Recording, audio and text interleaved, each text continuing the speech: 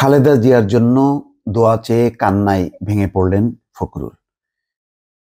বিএনপির এখন একটি ক্রান্তিকাল চলছে, বলা যায় চরম দুঃসময়।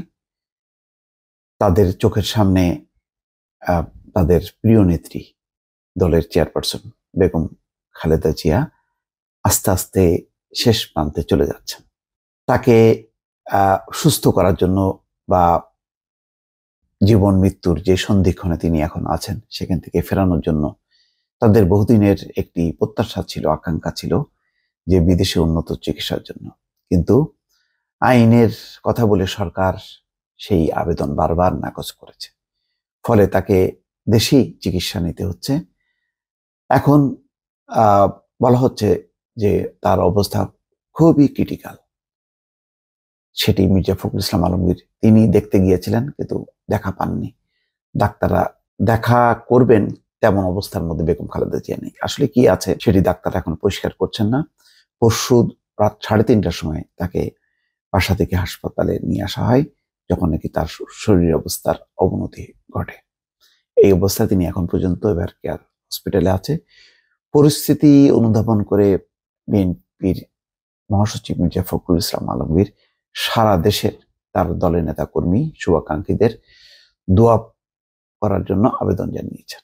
খবরে বলা হচ্ছে, রাজধানীর এভার কেয়ার হাসপাতালে চিকিৎসাধীন বিএনপি চেয়ারপারসন বেগম খালেদা জিয়ার সুস্থতার জন্য দোয়া চেয়ে কান্নায় ভেঙে পড়েন দলটির মহাসচিব মির্জা ফখরুল ইসলাম আলমগীর। তিনি বলেন, খালেদা জিয়া জীবন মৃত্যুর সন্ধিক্ষণে রয়েছেন। রোববার রাজধানীর নয়াপল্টন দলের কেন্দ্রীয় কার্যালয়ের নিচে বেগম খালেদা জিয়ার আশু রোগ মুক্তি কামনায় দোয়া মাহফিলের আয়োজন করে বিএনপি।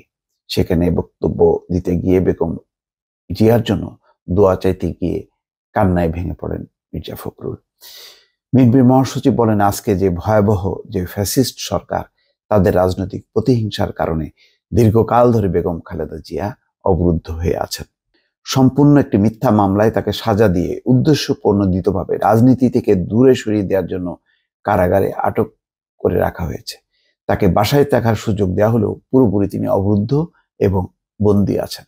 তিনি বলেন, অবরুদ্ধ অবস্থায় কারাগার থেকে তিনি অসুস্থ হয়েছেন, তার কোনো চিকিৎসা হয়নি। তিনি বারবার অভিযোগ করেছেন, কিন্তু সরকার সেটা শোনেননি, তার সুচিকিৎসা করেনি। পরবর্তীকালে তাকে যখন হাসপাতালে নিয়ে আসা হয়েছে, সেখানেও তার কোনো সুচিকিৎসা হয়নি। মির্জা ফখরুল বলেন, প্রধানমন্ত্রীর ব্যক্তিগত রাজনৈতিক যে প্রতিহিংসা, সেই কারণে তিনি বেগম খালেদা জিয়াকে হত্যা করার উদ্দেশ্যে এবং রাজনীতি থেকে সরিয়ে দেওয়ার উদ্দেশ্যে তাকে কোনো রকম চিকিৎসার থেকে সুযোগ দেয়া থেকে বঞ্চিত রেখেছেন।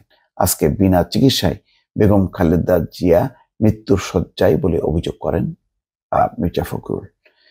দোয়া মাহফিলে মির্জা আব্বাস, বয়েশ্বর চন্দ্র রায়, নজরুল ইসলাম খান, আমির খসরু মাহমুদ চৌধুরী, আব্দুল্লাহ আল মিন্টু, শামসুজ্জামান দুদু, আসমান রিপন সহ অন্যান্য নেতারা ছিলেন।